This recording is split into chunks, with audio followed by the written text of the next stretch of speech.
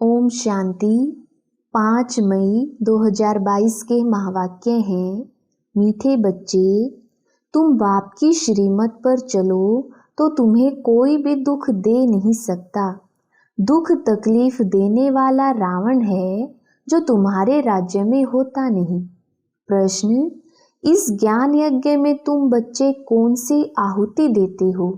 उत्तर, इस ज्ञान यज्ञ में तुम कोई तिल जौ की आहुति नहीं देते।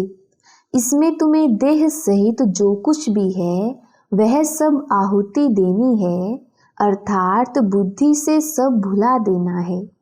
इस यज्ञ की संभाल पवित्र रहने वाले ब्राह्मण ही कर सकते हैं। जो पवित्र ब्राह्मण बनते वही फिर ब्राह्मण सो देवता बनते हैं। गीत, तुम्हें पाके हमने जहां पा लिया। ओम शांति। बच्चे आए हैं बाप के पास। बच्चे जरूर आएंगे ही तब जब बाप को पहचान कर बाप कहेंगे, नहीं तो आ ही नहीं सकते। बच्चे जानते हैं हम जाते हैं निराकारी बेहद बाप के पास। उनका नाम शिव बाबा है। उनको अपना शरीर नहीं है। उनका कोई भी दुश्मन बन नहीं सकता। यहाँ दुश्मन बनते हैं तो राजाओं को मार डालते हैं। गांधी को मारा क्योंकि उनका तो शरीर था। बाप को तो अपना शरीर है नहीं। मारने चाहेंगे वह भी उसको जिसमें प्रवेश करता हूँ।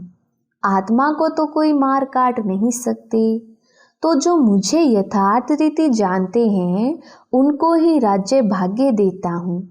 उनके राज्य भाग्य को कोई जला नहीं सकता, ना पानी डुबो सकता किसी भी हालत में। तुम बच्चे बाप से वर्षा लेने आए हो अविनाशी राजधानी का, जिसको कोई भी दुख अथवा तकलीफ दे ना सके। वहाँ तकलीफ देने वाला कोई होता ही नहीं। तकलीफ देने वाला है रावण। रावण को 10 शीश भी दिखाते हैं। सिर्फ रावण दिखाते हैं, मंदोदरी दिखाते नहीं।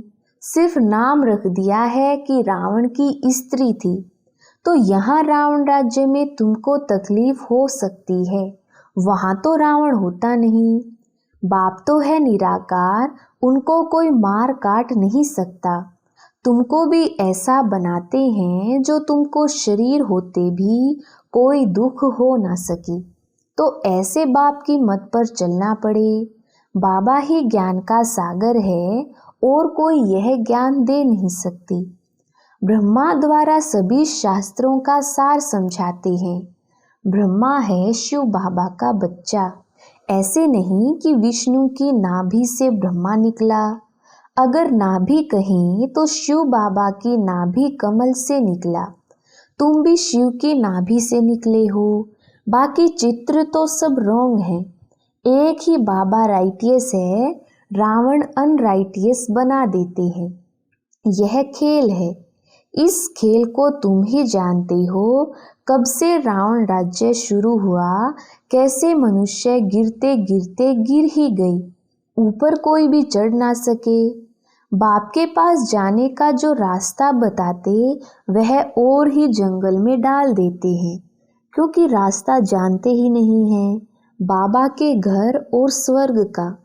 जो भी गुरु आदि हैं सब हैं हठयोगी। घर बार छोड़ देते हैं, बाबा छुड़ाते नहीं हैं।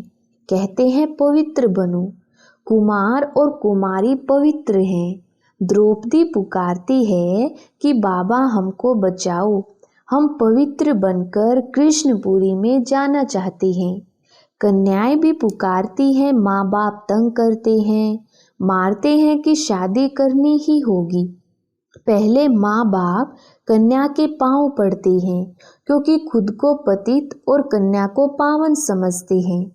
पुकारते भी हैं, हे पतित पावन आओ। अब बाबा कहते हैं कुमारियां पतित ना बनी, नहीं तो फिर पुकारना पड़ेगा। तुमको अपने को बचाना है। बाबा आया ही है पावन बनाने। कहते हैं स्वर्ग की बादशाही का वर्षा देने आया हूँ, इसलिए पवित्र बनना पड़े। पतित बनेंगे तो पतित होकर मरेंगे। स्वर्ग के सुख देख नहीं सकेंगे। स्वर्ग में तो बहुत मौज है, हीरे जवाहरों के महल हैं। वही राधे कृष्ण फिर लक्ष्मी नारायण बनते हैं, तो लक्ष्मी नारायण को भी इतना प्यार करना चाहिए। अच्छा, कृष्ण को प्यार करते फिर राधे को क्यों गुम कर दिया है? कृष्ण जन्माष्टमी पर कृष्ण को झूला झुलाते हो। माताएं कृष्ण को बहुत प्यार करती हैं, राधे को नहीं। और फिर ब्रह्मा जो कृष्ण बनने वाला है, उनकी इतनी पूजा नहीं है। जगत अम्बा की तो बहुत पूजा करते हैं, जो सरस्वती ब्रह्मा की बेटी है। आदिदेव ब्रह्मा का सिर्फ अजमेर में मंदिर है। अब मम्मा है ज्ञान ज्ञानेश्वरी, तुम जानते हो वह ब्राह्मणी है। वह कोई स्वर्ग की आदि देवी नहीं है, ना कोई 8 भुजाएं हैं। मंदिर में 8 भुजाएं दिखाई हैं। बाप कहते हैं माया के राज्य में झूठ ही झूठ है, एक बाप ही सत्य है जो सच बताते हैं मनुष्य से देवता बनाने के लिए। उस जिस्मानी ब्राह्मणों द्वारा तो तुम कथाएं आदि सुनते सुनते इस हालत में पहुंच गए हो। अब मौत सामने खड़ा है। बाबा कहते हैं जब झाड़ की जर्जरी भूत अवस्था होती है, तब कलयुग के अंत में कल्प के संगम युग पर मैं आता हूँ। मैं युगे युगे नहीं आता हूँ। मैं कछमछ अवतार, वाराह अवतार नहीं लेता हूँ। मैं कण कण में नहीं रहता हूँ। तुम आत्माएं भी कण कण में नहीं जाती हो, तो मैं कैसे जाऊंगा? मनुष्य के लिए कहते हैं वह जानवर भी बनते हैं। वह तो अनेक योनियां हैं, गिनती कर ही नहीं सकते हैं। बाप कहते हैं राइट बात अब मैं तुमको समझाता हूँ। अब जज करो 84 लाख जन्म सत्य है या झूठ। इस दुनिया में सच कहाँ से आया? सच तो एक ही होता है। बाप ही आकर सत्य असत्य का निर्णय करते हैं। माया ने सबको असत्य बना दिया है, बाप आकर सबको सत्य बनाते हैं। अब जज करो राइट कौन? तुम्हारे इतने गुरु गोसाई राइट या एक बाप राइट? एक राइटियस बाबा ही राइटियस दुनिया की स्थापना करते हैं। वहाँ बेकायदे कोई काम होता ही नहीं। वहाँ किसको विष नहीं मिलता। तुम जानते हो हम भारतवासी बरोबर देवी देवता थे, अब पतित बन गए हैं।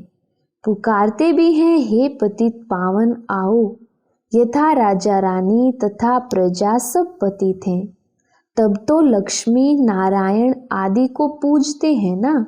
भारत में ही पवित्र राजाएं थे, अब अपवित्र हैं। पवित्र को पूजते हैं। अब बाबा आकर तुमको महाराजा महारानी बनाते हैं, तो पुरुषार्थ करना चाहिए। बाकी 8 भुजा वाला तो कोई है नहीं।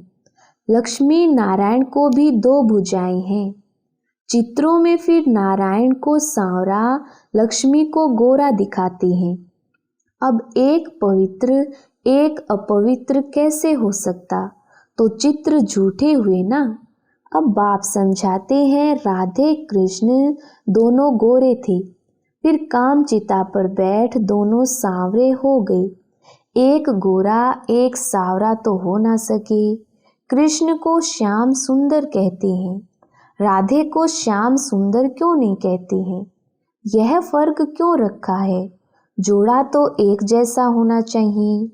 अभी तुम ज्ञान चिता पर बैठे हो, तुम फिर काम चिता पर क्यों बैठते हो? बच्चों को भी यह पुरुषार्थ कराना है। हम ज्ञान चिता पर बैठे हैं, तुम फिर काम चिता पर बैठने की चेष्टा क्यों करती हो? अगर पुरुष ज्ञान उठाता, स्त्री नहीं उठाती तो भी झगड़ा पड़ जाता है। यज्ञ में विघ्न तो बहुत पड़ते हैं। यह ज्ञान कितना लंबा चौड़ा है। जब से बाबा आया है तो रुद्र यज्ञ शुरू हुआ है। जब तक तुम ब्राह्मण ना बनो तब तक देवता बन नहीं सकते। शूद्र पतित से पावन देवता बनने के लिए ब्राह्मण बनना पड़ेगा। ब्राह्मण ही यज्ञ की संभाल करते हैं। इसमें पवित्र बनना है। बाकी कोई तिल जौ आदि इकट्ठे करके नहीं रखने हैं जैसे और लोग करते हैं।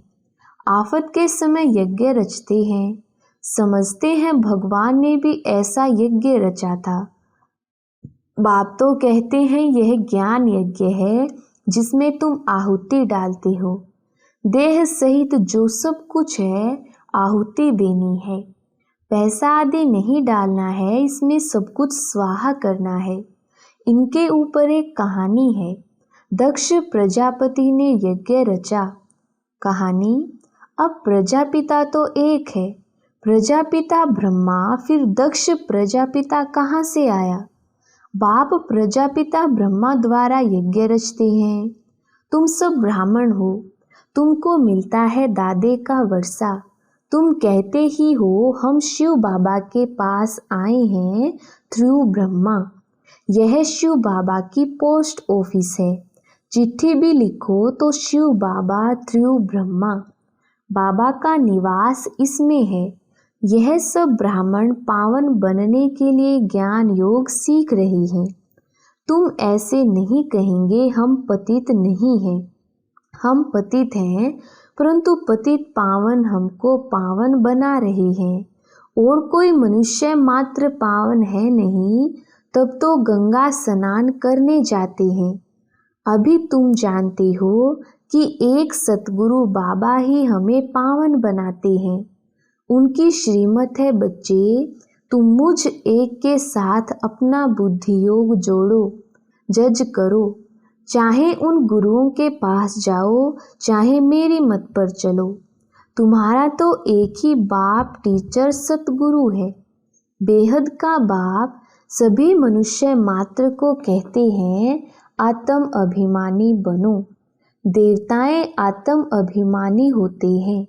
यहाँ तो यह ज्ञान किसी में है नहीं। सन्यासी तो कह देते हैं आत्मा सो परमात्मा। आत्मा ब्रह्म तत्व में लीन हो जाती है। ऐसी बातें सुनते सुनते तुम कितने दुखी पतित बन पड़े हो। भ्रष्टाचारी पतित उनको कहा जाता है जो विकार से पैदा होते हैं। वह रावण राज्य में भ्रष्टाचारी काम ही करते हैं। फिर गुलगुल बनाने के लिए बाप को ही आना पड़ता है। भारत में ही आते हैं। बाप कहते हैं तुमको ज्ञान और योग सिखलाता हूँ। 5000 वर्ष पहले भी यह तुमको सिखलाकर स्वर्ग का मालिक बनाया था, फिर से बनाता हूँ। कल्प कल्प मैं आता ही रहता हूँ। इसकी ना आदि है ना अंत है। चक्र चलता ही रहता है। प्रलय की तो बात ही नहीं। तुम बच्चे इस समय इन अविनाशी ज्ञान रत्नों से झोली भरते हो। शिव बाबा को कहते हैं बम बम महादेव। बम बम अर्थात शंख ध्वनि कर हमारी झोली भर दो। नॉलेज बुद्धि में रहती है ना। आत्मा में ही संस्कार है। आत्मा में पढ़कर इंजीनियर बैरिस्टर आदि बनती है। अभी तुम आत्माएं क्या बनेंगी? कहते हो बाबा से वर्षा लेकर लक्ष्मी नारायण बनेंगे। आत्मा पुनर्जन्म तो जरूर लेती है। यह समझने की बातें हैं ना। कोई को सिर्फ यह 2 अक्षर कान में डालो, तुम आत्मा हो, शिव बाबा को याद करो तो स्वर्ग की बादशाही मिलेगी। कितना सहज है। एक ही बाप सत्य बताते हैं, सबको सद्गति देते हैं।